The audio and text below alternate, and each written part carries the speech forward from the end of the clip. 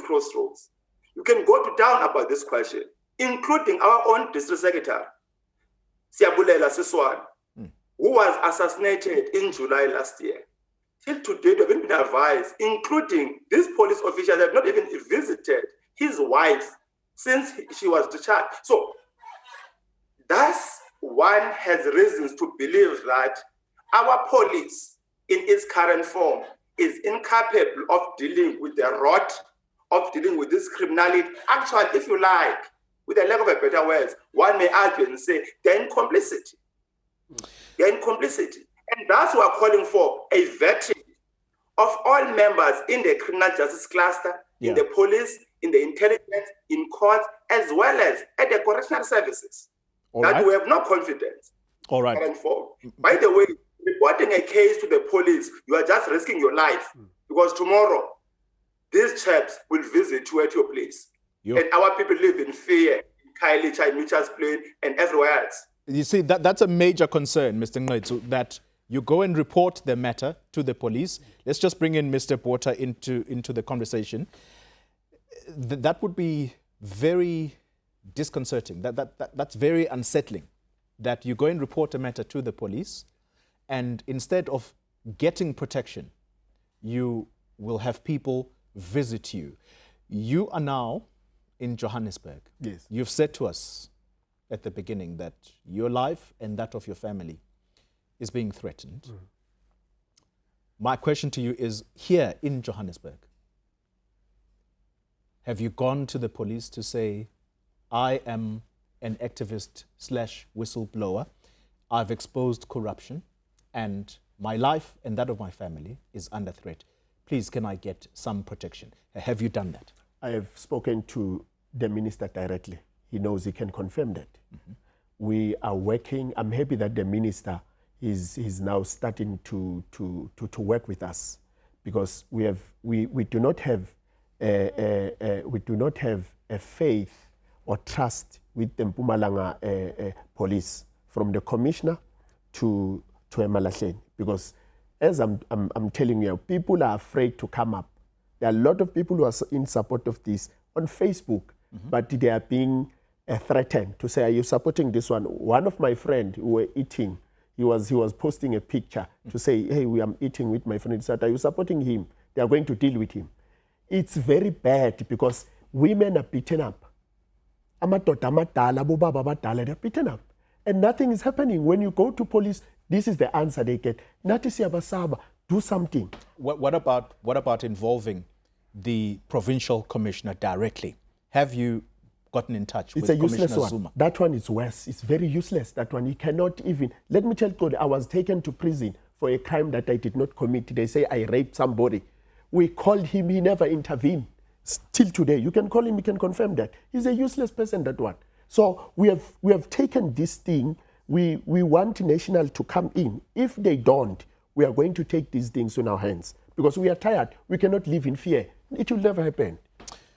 Mr. Ngqentsu, in the Western Cape, you have had one of the most celebrated police officers there killed in broad daylight outside his home, Charles Kinnear.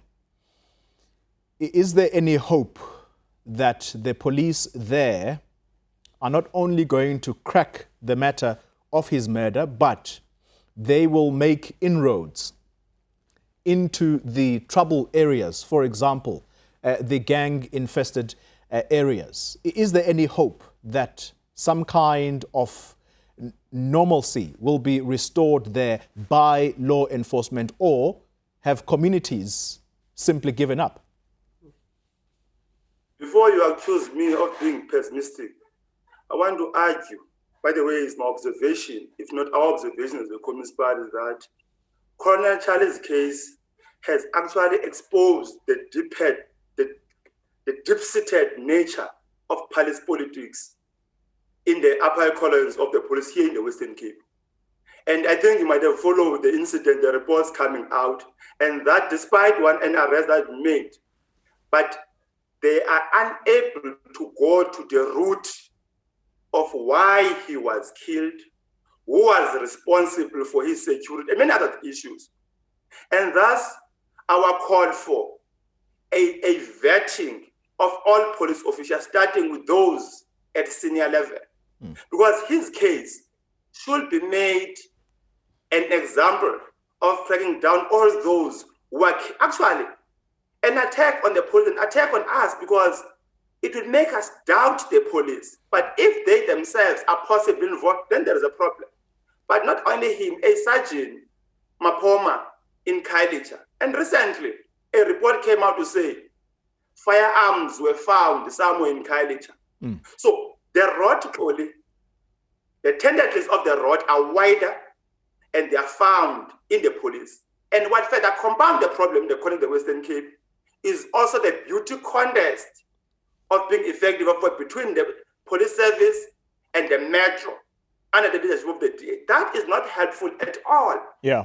And that's the integrated way of working, including dealing and effectively dealing with the case involving Colonel Charlie Kinane. So that all of us can renew our confidence with the state, with the South African Police Service. Let me ask you this question. Let me ask you this question. Someone listening to you will say, and they will be happy to empathize and see things from the very same lens that you are seeing them. But a person who follows the politics of this country very closely, they will know immediately that you are part of what is called the governing alliance. You are the SACP, which is in bed with the ANC that's in government, and you also have COSATU into that mix. My direct question to you, have you spoken to Minister Begicele as the SACP directly, not just about the issues surrounding the ineffective law enforcement in communities in the Western Cape? It's something that's been going on for a long time, but more specifically about crime intelligence within the police. It's completely amazing that the police minister is quiet while the head of crime intelligence, Peter Jacobs, is allegedly, because they won't confirm it on the record, allegedly on suspension for possible corruption. So how do we even trust our law enforcement to not just investigate and prevent law enforcement, but the issue starts there, from prevention, which is where crime intelligence comes in?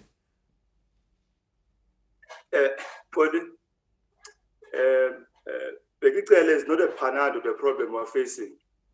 Have we spoken with him? No. Our General Secretary, Dr. Benson, is the one responsible to interface with him. But I can report that as the SACP in the province, we have had a meeting with the provincial commissioner and the head of detectives in the province to discuss, amongst other things, the issues surrounding the killing of our secretary. Out of that meeting, till today, by the way, there's nothing concrete.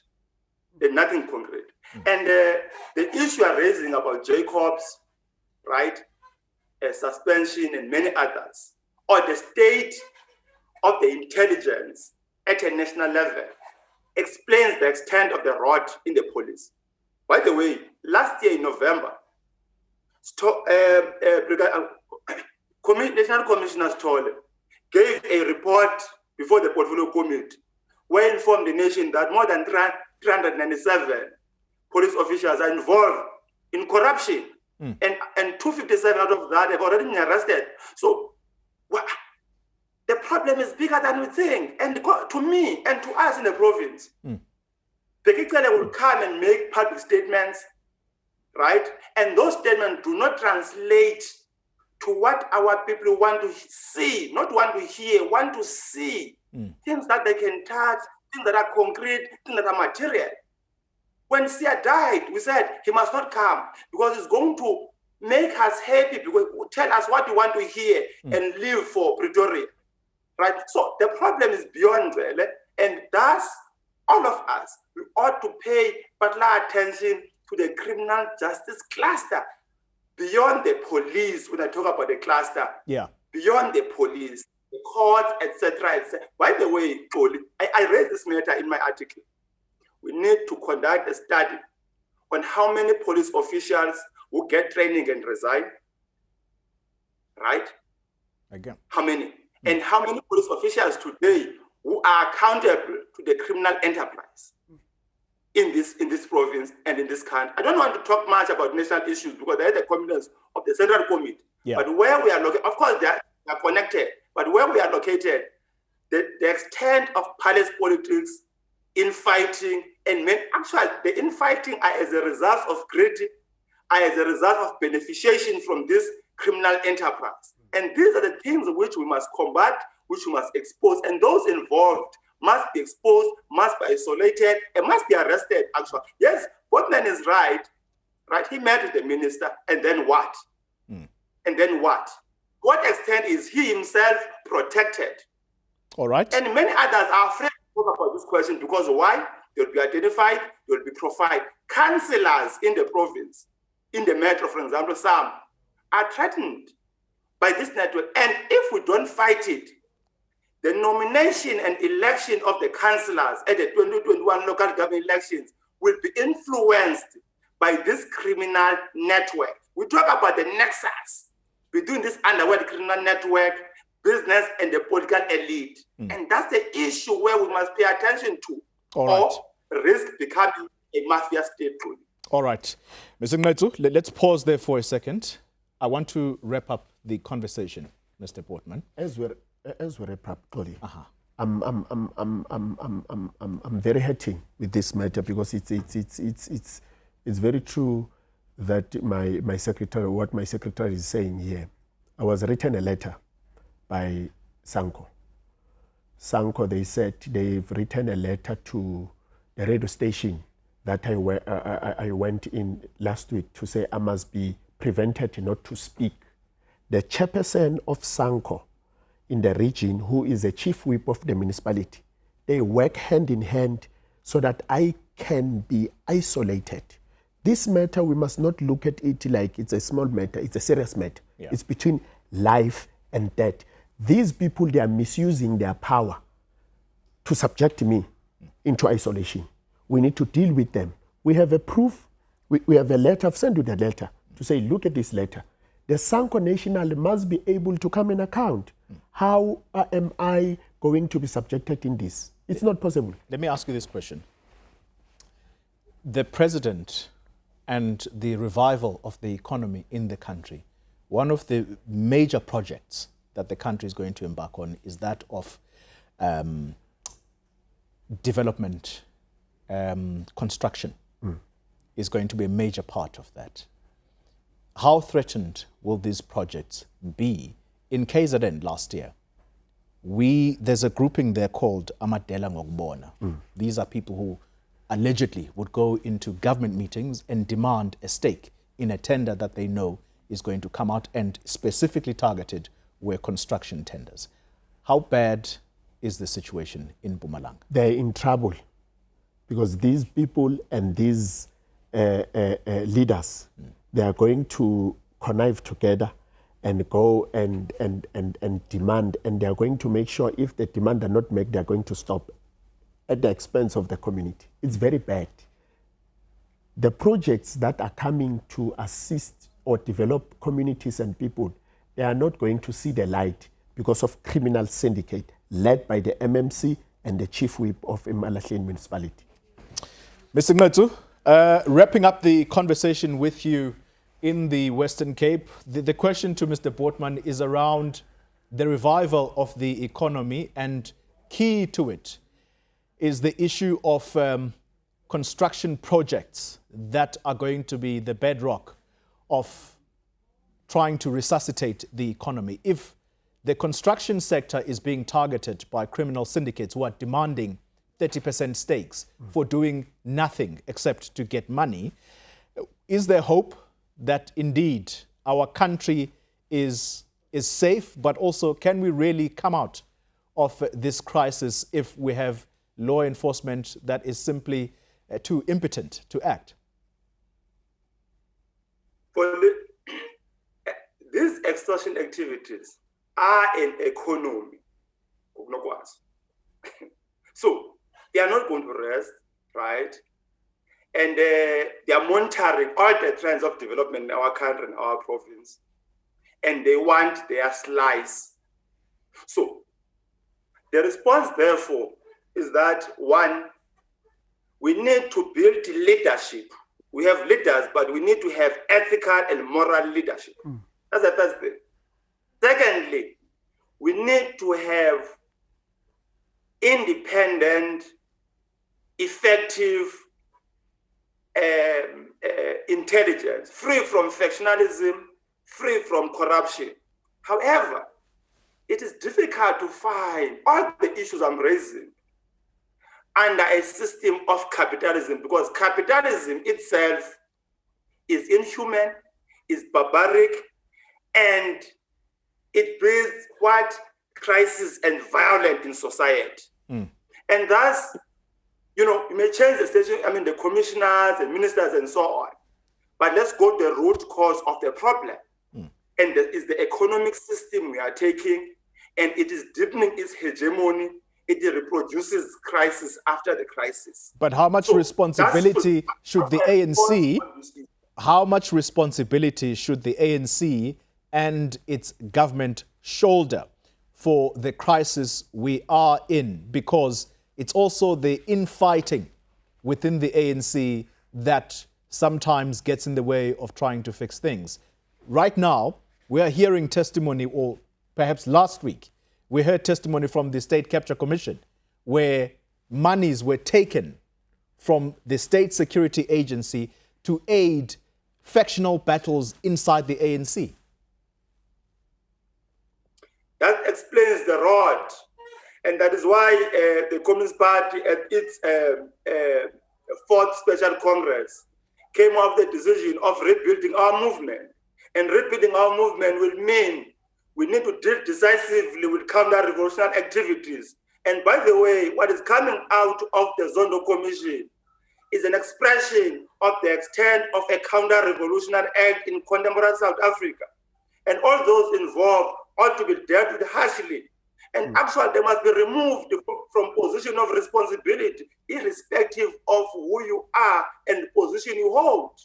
You are implicated in such, and you must be dealt with, removed, and our ANC and our government must be led by ethical leaders. Does that include your General Secretary at National, Bladen Nzimande, who has been accused by the UDM leader Bantu Olomisa of possible corruption?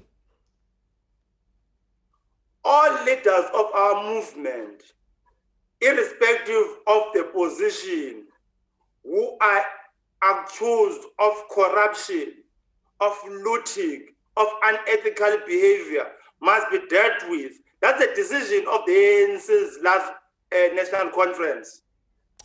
Benson Ngqentsu, thank you very much for your time, SACP Secretary in the Western Cape Province, and my thanks to you, Mr. Mandla Bothman, for coming through to studio and sharing your story. Hopefully, you are going to be safe, and speaking out is what we encourage from people like you. But your safety comes first. So you and your family, please be safe, and we are going to try and get the authorities to find out what is being done, not just about the safety of your life, but also the issues that affect the communities in Mpumalanga. Thank you very much for your time.